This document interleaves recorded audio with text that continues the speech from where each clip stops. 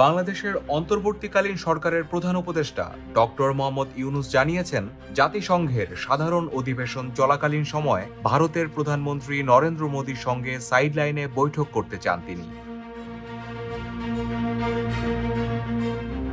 ভারতের রাষ্ট্রায়ত্ত সংবাদ সংস্থা প্রেস ট্রাস্ট অফ ইন্ডিয়াকে দেওয়া এক সাক্ষাৎকারে ডক্টর ইউনূস আরও জানান, তিনি সার্কের চেতনাকে পুনর্জীবিত করতে চান।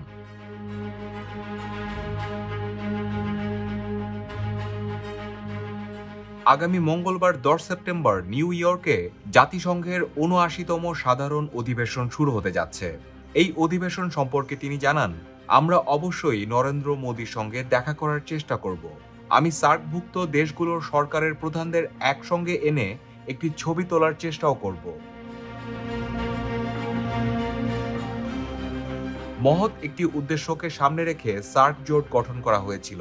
এখন সার্কের কোনো কার্যকারিতা নেই। আমি সার্কের চেতনাকে পুনর্জীবিত করতে চাই।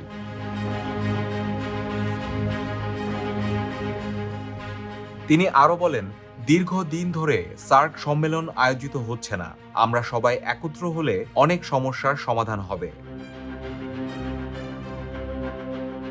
সর্বশেষ ২০১৬ সালে ইসলামাবাদে সার্ক সম্মেলন আয়োজন করার কথা ছিল, কিন্তু জম্মু কাশ্মীরের উরি সেনা ক্যাম্পে জঙ্গি হামলার জেরে ভারত এতে যোগ দিতে অস্বীকার করে। পরবর্তীতে বাংলাদেশ, ভুটান ও আফগানিস্তানও এতে যোগ দিতে অস্বীকার করায় বাতিল হয় সম্মেলনটি।